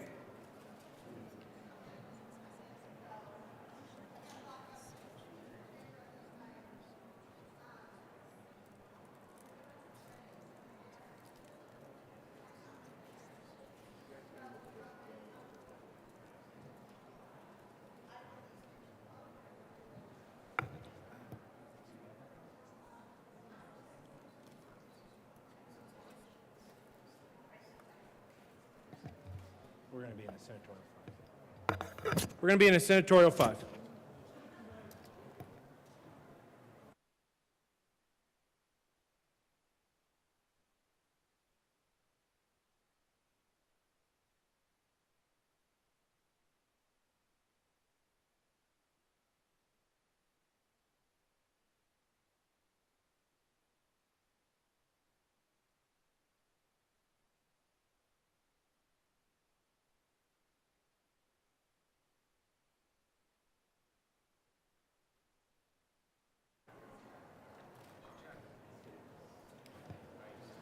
Come back to order. Amendment L43 is adopted. To the bill. Seeing no further discussion, the question before the body is the passage of House Bill 1056. All those in favor say aye. Aye. All those opposed, no. The ayes have it, and House Bill 1056 is adopted. Will the clerk please read the title to House Bill 1015? House Bill 1015 by Representatives Mabry and Zakai and Senators Rodriguez and Gonzalez concerning clarifying changes to ensure that bond can be posted online. Majority Leader Rodriguez. Thank you, Mr. Chair. I move House Bill 1015. That is a proper motion to the bill. Thank you, colleagues. Simple bill, just clarifying online payments for bonds. Every year we have to do a little bit of a small tune-up. There was some discussions with some of the sureties that weren't included on the bill that we could not contemplate over several meetings, but there is a sunset coming next year that hopefully some of this can be addressed because some of the sureties are in multiple codes, but ask for an aye vote. Senator Frizzell.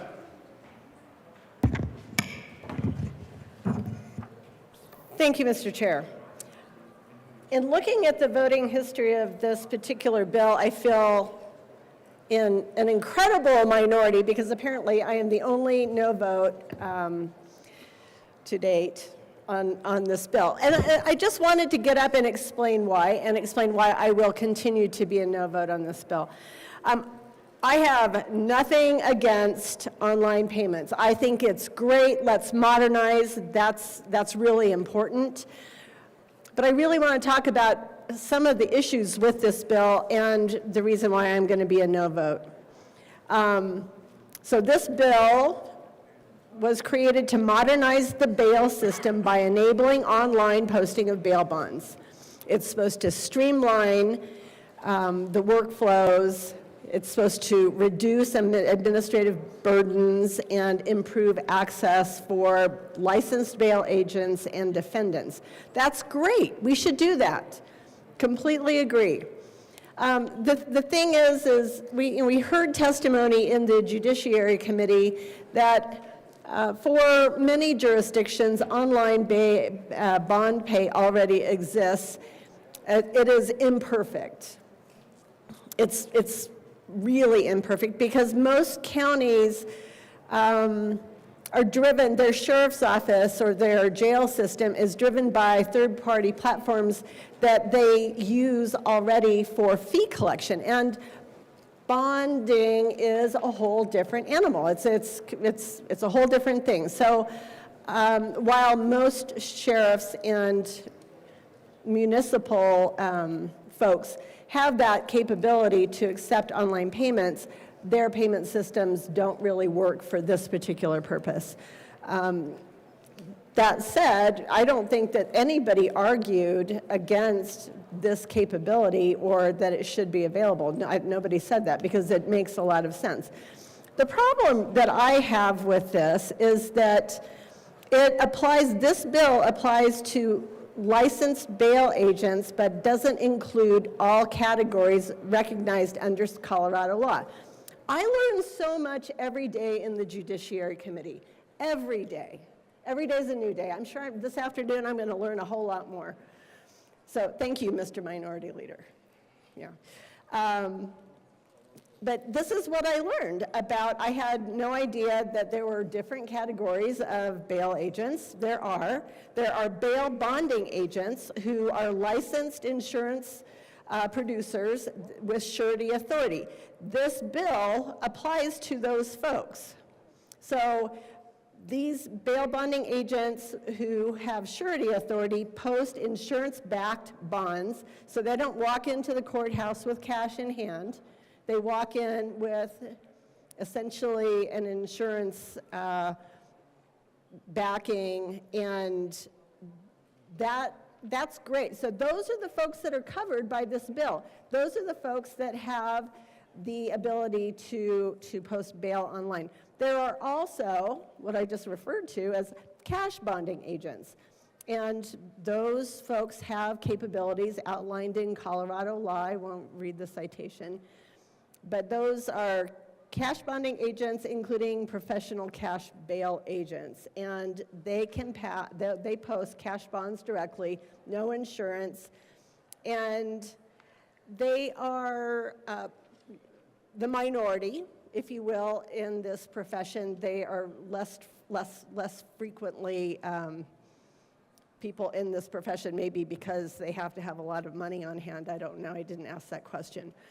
So this bill really focuses on the bail bonding agents, excludes cash bonding and professional cash bail agents, and that's kind of a problem. And we talked about this a lot, and there were several of us on the committee who were not particularly comfortable with several aspects of the bill. That's one of them. The fact that there was perhaps an incomplete definition of what a third-party payer is. And let's see, I'm just kind of like looking at my notes here because I highlighted a bunch of stuff. So this bill actually got laid over. So we heard testimony, we heard from the bail bond agents, we heard, and they all wanted this bill amended. And we never saw an amendment, unfortunately. We came back a week later and voted on it, and I was a no vote. And let me talk about that, because the bill sponsors did mention that there is a sunset next year scheduled, and we can deal with it then. And I have a problem with that. Fundamentally, I think that if we are going to go to the effort to pass legislation, that we should, let's get it as right as possible. Is any bill really perfect? Maybe some people's bills. I know that bills are sometimes challenging, and it's difficult to get all the parties to the table and everybody in agreement. This is definitely one of those where we didn't have a lot of agreement from industry, and I feel like we needed to maybe make some changes to this bill, not wait until next year in a sunset, and then we're back here talking about this very same topic again. So I would have liked to have seen an amendment. I did not bring an amendment today, but I feel strongly enough about this that I will be a no vote on this particular bill. Thank you very much. Senator Gonzalez. Thank you, Mr. Chair. I do want to extend my appreciation to the good senator from Castle Rock, Frizzellville. And I want to extend genuinely my appreciation for her comments. What I will just reaffirm for the record, which we did clarify when we heard this bill in committee, is that surety is the umbrella term that captures both of these actions. Part of the reason that we're bringing forward the bill in this manner today for y'all's consideration is to ensure that within Title 16 that there is uniformity in the language that is being proposed. The questions that I think acknowledge remain outstanding as it pertains to the regulation of those entities is due for the sunset next year. And so given that process and acknowledging that that regulatory review is likely underway now in order to prepare for next year's sunset, I haven't actually confirmed that, that's just my guess. But in light of the fact that that work is likely underway, I respectfully understand the challenge that the senator from Castle Rock is naming, and do think that it is most appropriate to address next year in the sunset. I renew my motion to pass 1015 on second reading and ask for an aye vote. Thank you, Senator Gonzalez. Seeing no further discussion, the motion before the body is the passage of House Bill 1015. All those in favor say aye. Aye. All those opposed, no. House Bill 1015 is passed. Majority Leader Rodriguez. Thank you, Mr. Chair. I move the committee rise and report. The motion before the body is to rise and report. All those in favor say aye. All those opposed, no. The ayes have it, and the committee will rise and report.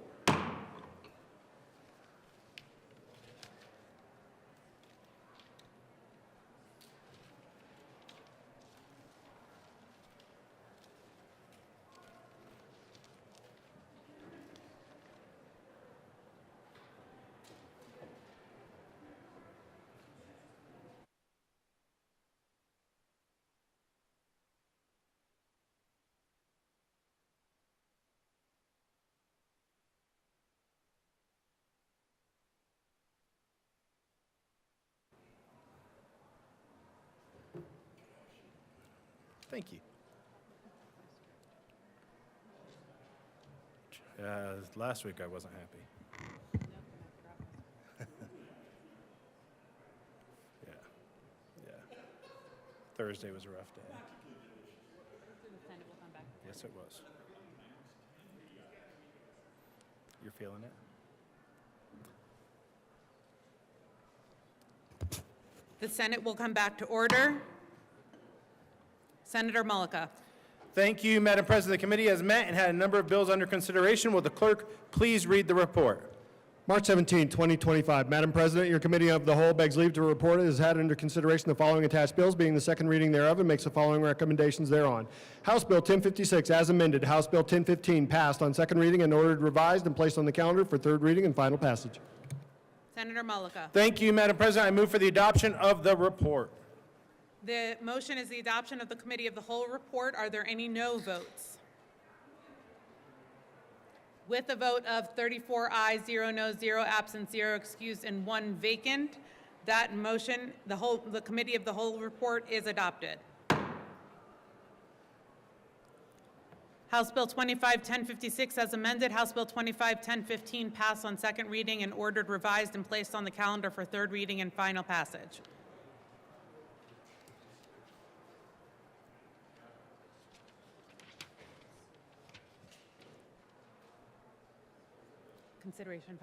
Consideration of House amendments to Senate bills.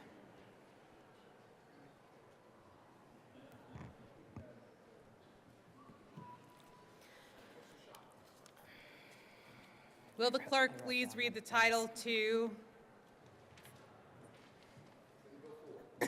Senate Bill 4?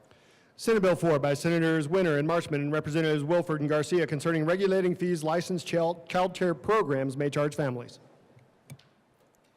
Senator Marchman. I move to concur with the House amendments to Senate Bill 4. Would you please explain yourself? Yeah, I will. It was good. We had conversation about the administrative fees that providers can charge for application, deposit, and wait lists for prospective families. And this amendment that they put in said that they would use input from families as well as providers to come up with that. So we thought it was a really good addition and clarifies a lot of what we were trying to do. Senator Winter.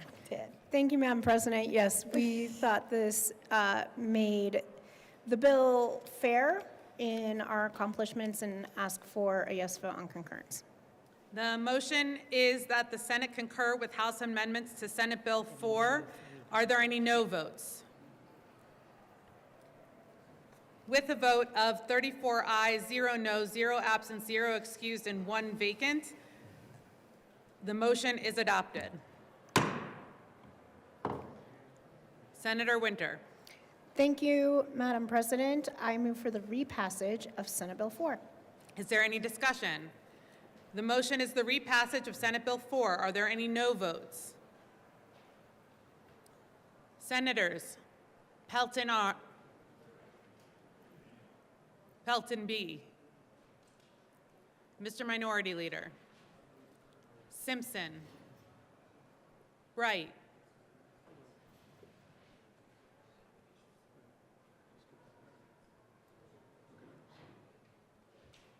Frizzell. Carson. Catlin. Baisley. Rich. Liston.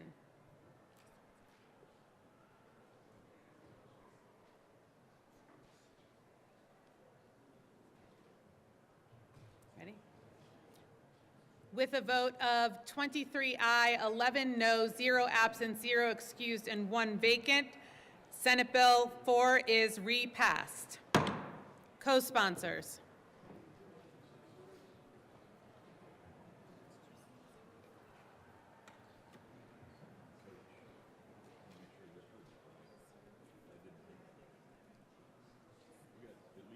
I said Senate Bill 4. I have 0 excused.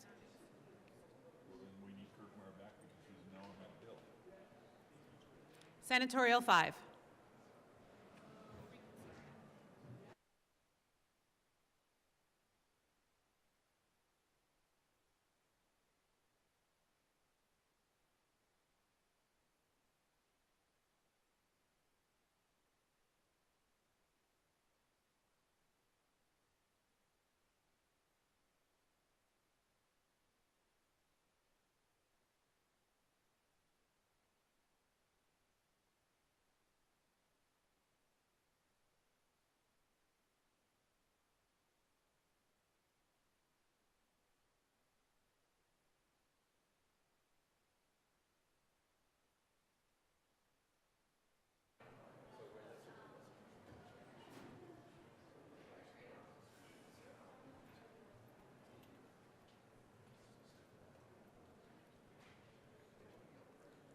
consider.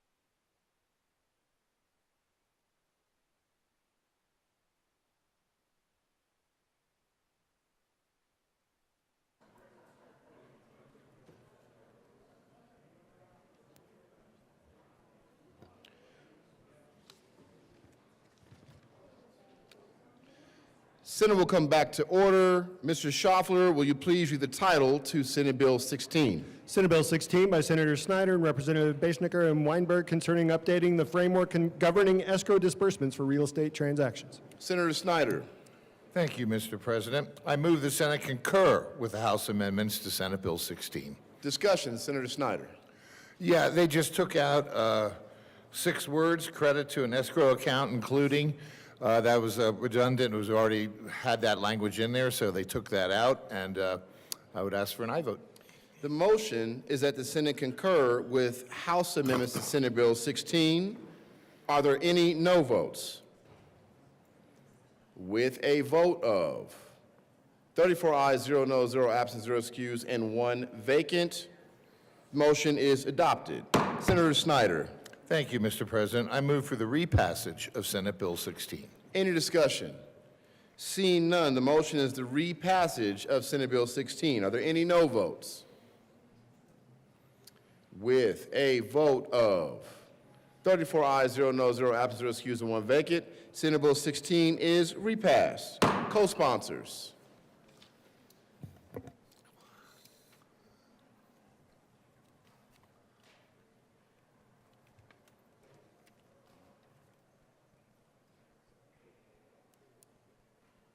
Mr. Schaffler, please read the title to Senate Bill 42.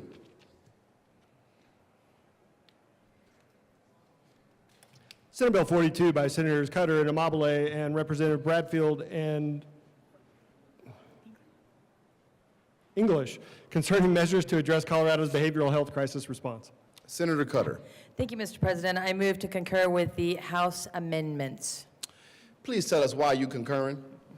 Just clarifying some of the stakeholder process. We were fine with them.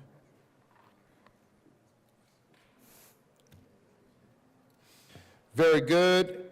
The motion is that the Senate concur with the House amendments to Senate Bill 42. Are there any no votes? With a vote of, there is a no vote on concurrence. No votes on concurrence.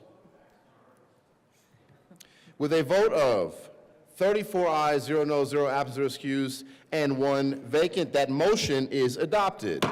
Senator Cutter. Thank you, Mr. President. I move Senate Bill 042 on repassage. Seeing no further discussion, the motion is the repassage of Senate Bill 42. Are there any no votes? Senators Baisley, Rich, Liston, Pelton R, Pelton B. With a vote of 29 ayes, 5 noes, 0 absent, 0 excused, and 1 vacant, Senate Bill 42 is repassed. Co-sponsors. Mr. Schaffler, please read the title to Senate Bill 133.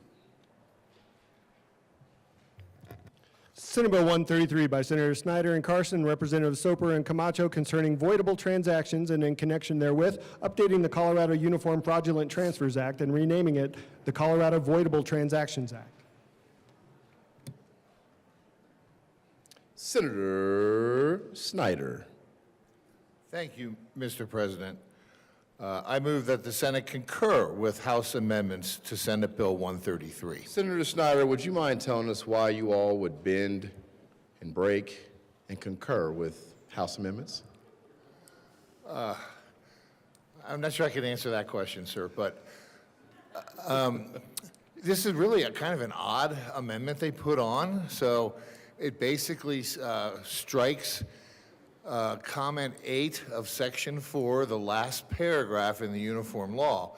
Colorado has not adopted the Uniform Voidable Transactions Act, but I think they're worried that a judge in doing their research could read that comment and come to a different conclusion. Colorado does not allow certain types of entities, so that's all the amendment does. I didn't see any problem with it, and I would ask for a yes vote. Any further discussion? Seeing none, the motion is that the Senate concur with the House amendment to Senate Bill 133. Are there any no votes? With a vote of 34 ayes, 0 noes, 0 absent, 0 excused, and 1 vacant, that motion is adopted. Senator Thank you, Mr. President. Thank you, Mr. President. I move for the repassage of Senate Bill 133. Very good. Any further discussion? Seeing none, the motion is the repassage of Senate Bill 133. Are there any no votes? Senators Baisley. With a vote of 33 ayes, 1 no, 0 absent, 0 excused, and 1 vacant, Senate Bill 133 is repassed. Co-sponsors.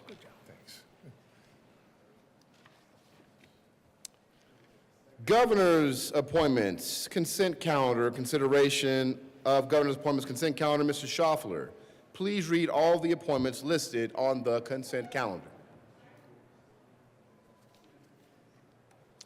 Members of the Independent Judicial Discipline Adjudicative Board for terms expiring January 3rd, 2028. Kristen Mix of Denver, Colorado to serve as an attorney appointed. Colleen McManaman of Centennial, Colorado to serve as a non-attorney appointed. For terms expiring January 3rd, 2030. Leanne Wheeler of Aurora, Colorado to serve as a non-attorney appointed. Laura Ellis of Elbert, Colorado to serve as an attorney appointed. Member of the Electric Transmission Authority effective February 19, 2025 for a term expiring February 18, 2029. Carl Rabago of Denver, Colorado to serve as a representative with expertise in financial matters involving the financing of major electric transmission projects, reappointed. Members of the Community Access Enterprise effective September 29, 2024 for terms expiring September 28, 2028. Reverend Eugene Downing of Denver, Colorado to serve as a representative of disproportionately impacted communities, reappointed. Ryan Hurst of Denver, Colorado to serve as a representative of the interests of automobile industry, reappointed. Members of the Colorado Aeronautical Board for a term expiring December 19, 2025. Leslie Summey of Denver, Colorado to serve as a representative of local government that operates airports on the Eastern Slope, occasioned by the resignation of Charles Tedesco of Commerce City, Colorado, appointed. For terms expiring December 19, 2027, Kevin Ryan of Superior, Colorado to serve as a resident of a community affected by general aviation airport traffic or traffic at a commercial airport at which there is significant general aviation activity, appointed. Angela Padalecki of Grand Junction, Colorado to serve as a representative of local government that operates airports on the Western Slope, appointed. Members of the Clean Fleet Enterprise effective September 29, 2024 for terms expiring September 28, 2028. Jose Guardiola of Commerce City, Colorado to serve as an individual from a disproportionately impacted community, reappointed. Greg Fulton of Denver, Colorado to serve as an individual with expertise in transportation, reappointed. Tim Reeser of Johnstown, Colorado to serve as an individual with expertise in motor vehicle fleet electrification, reappointed. For term expiring September 28, 2028, Patrick Murphy of Denver, Colorado to serve as an individual representing a business that owns or operates a motor vehicle fleet, occasioned by the resignation of Huma Seth of Arvada, Colorado, appointed.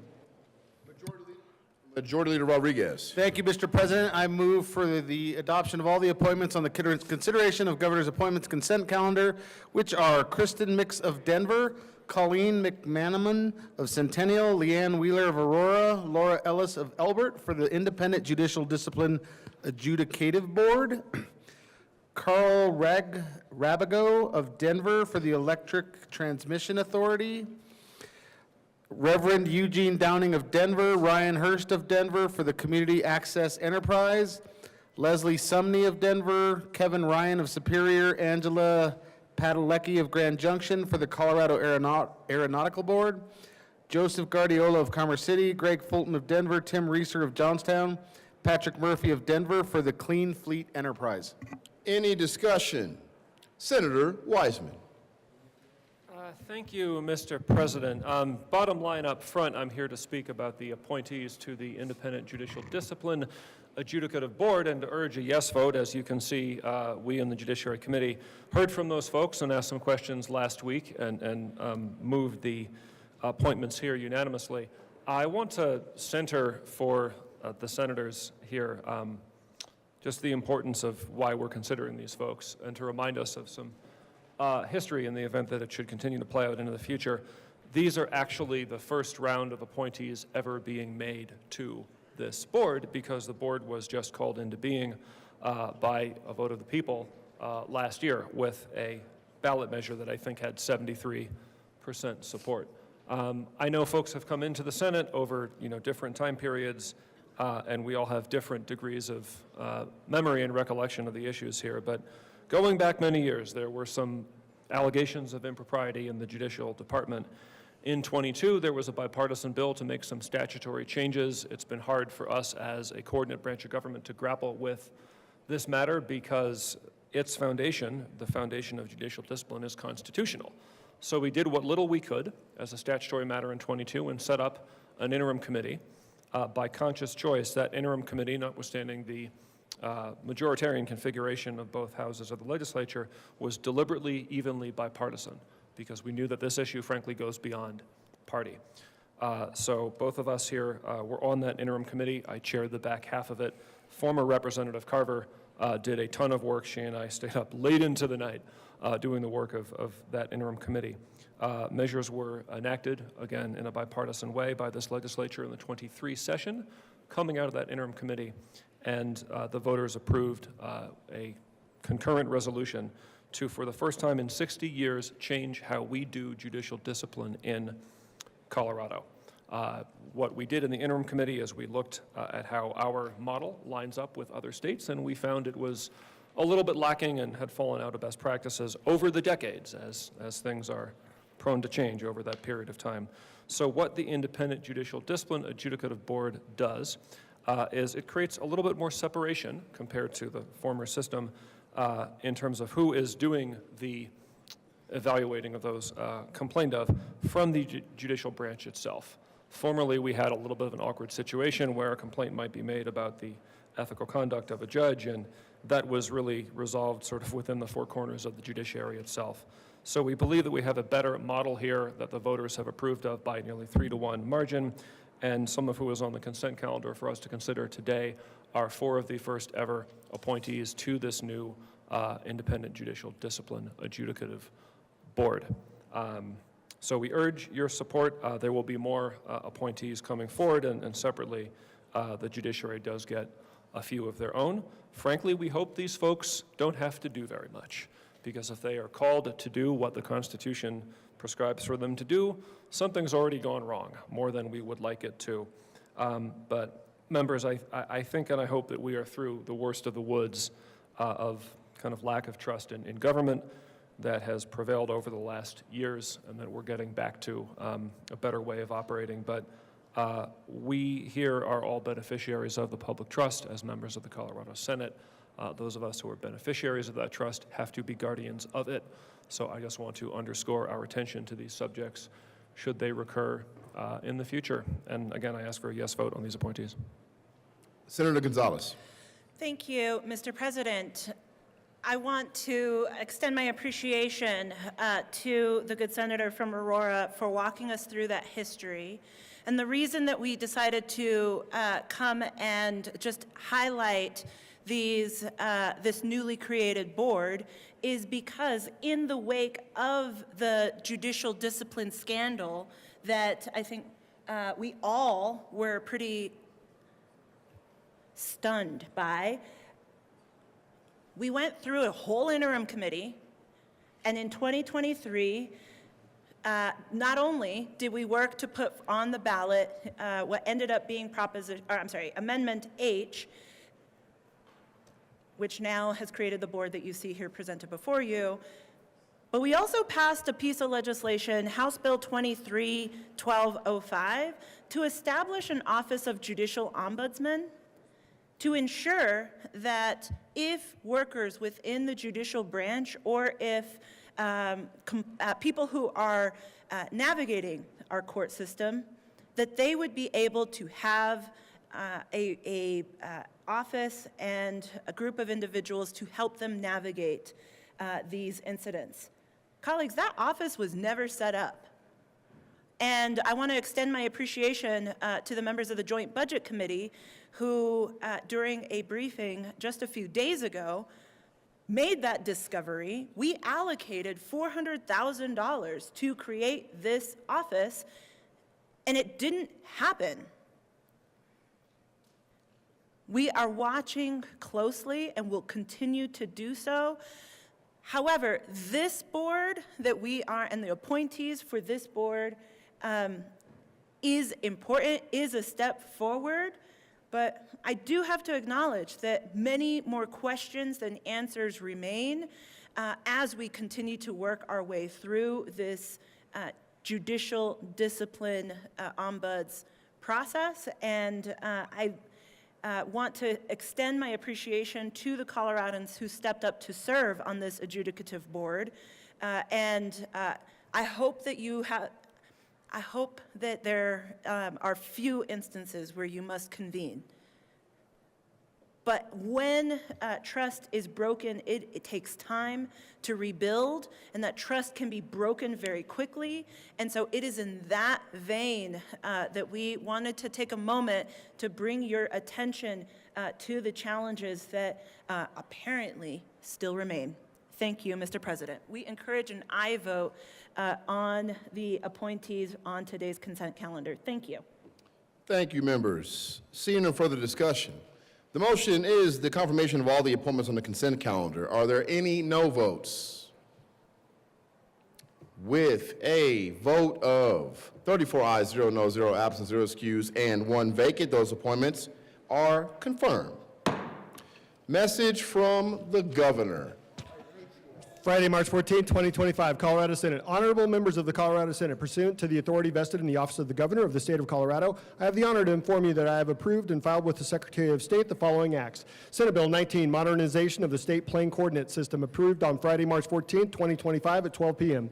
Senate Bill 10, Electronic Communications and Healthcare, approved on Friday, March 14, 2025 at 12:30 p.m. Senate Bill 82, Enactment of CRS 2024, approved on Friday, March 14, 2025 at 12:30 p.m. Sincerely, Jared Polis, Governor.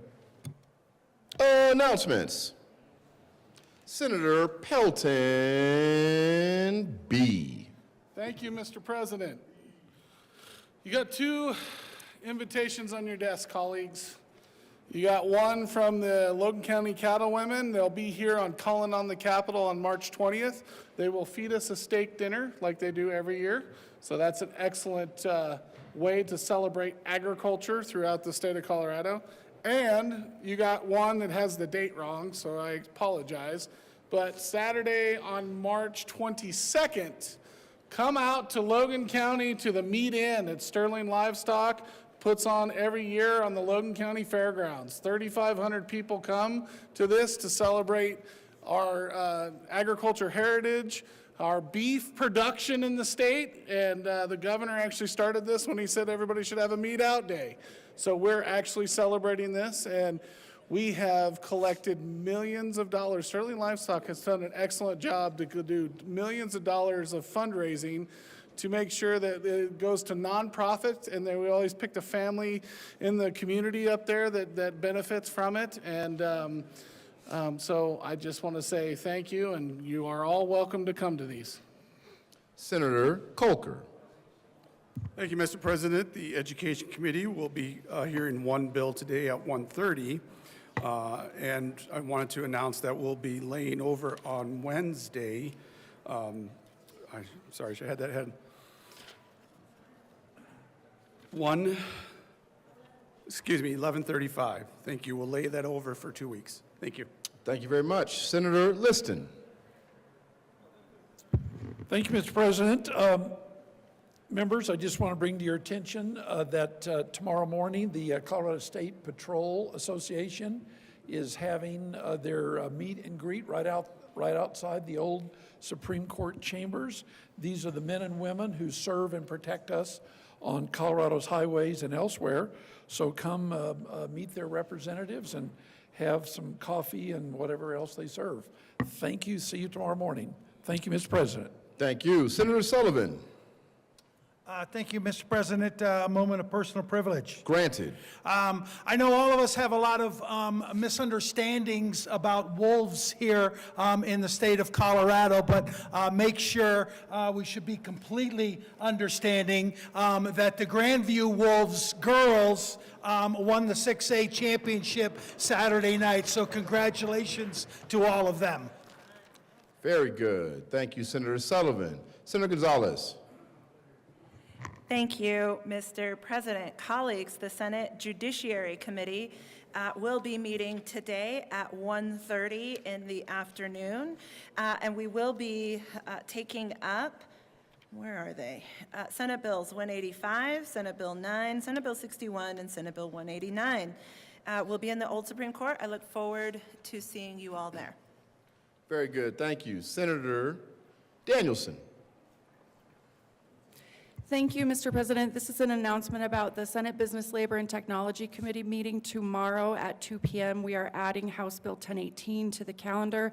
It will be heard right before Senate Bill 132 and after the appointments. Thanks, everybody. Have a great day. Very good. One of y'all, rock, paper, scissors. Senator Wiseman. Thank you, Mr. President. I think this is an announcement. So, members, it might be a certain holiday today of consequence to people of Irish ancestry. Love seeing the green.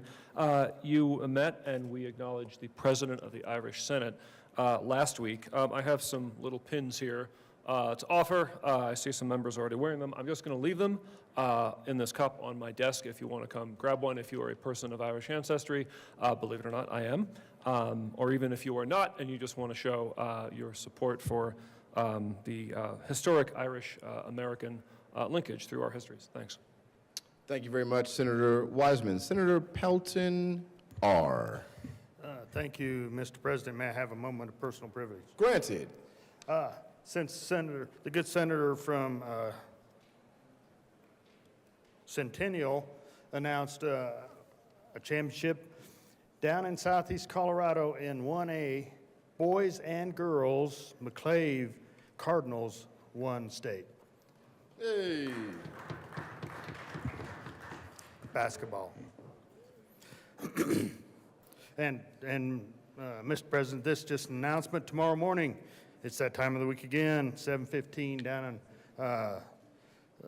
0109. It's time for our weekly Bible study. Come down and feed your soul, and we'll feed your belly too. Very good. Senator Exum. Thank you, Mr. President. Moment of personal privilege, please. Granted. Today, March 17th, is my oldest son's birthday. His name is Joaquin. Some people call him Q, some people call him Kino, but he just turned the big 5-0. So it tells you how old I am. Happy birthday. Mr. Minority Leader. Thank you, Mr. President. Request a moment of personal privilege. Granted. Thank you very much. Colleagues, I'm not going to take the time right now to tell you about how the Irish saved civilization. But since the day is the day, and we are all today a wee bit Irish, I want to send you out of the chamber with a traditional blessing. May the road rise up to meet you. May the wind be always at your back. May the sun shine warm upon your face and the rains fall soft upon your fields. And until we meet again, may God hold you in the palm of his hands. Thank you, Mr. President. Thank you very much, Mr. Minority Leader. Senator Cutter. Moment of personal privilege, please. Granted. I would be remiss not to wish my daughter a happy birthday. It was yesterday, and it was great to celebrate her. And my mother-in-law, it was the first birthday, her birthday was today, and it was her first birthday without her. So wishing her a happy birthday without us this year. So thank you. Happy birthday. Mr. Majority Leader. Thank you, Mr. President. As a reminder, colleagues, 4 copies of the full long bill will be available at the Senate front desk for reference. If you would like a personal copy of the full long bill, please notify the front desk by 5 p.m. today. Members, we are going to recess to read bills across the desk later today, so do not need to return. And with that, I move we recess until 1:30 p.m. today. You've heard the motion. All those in favor say aye. Opposed, no. The ayes have it, and the Senate will recess until 1:30 p.m. today.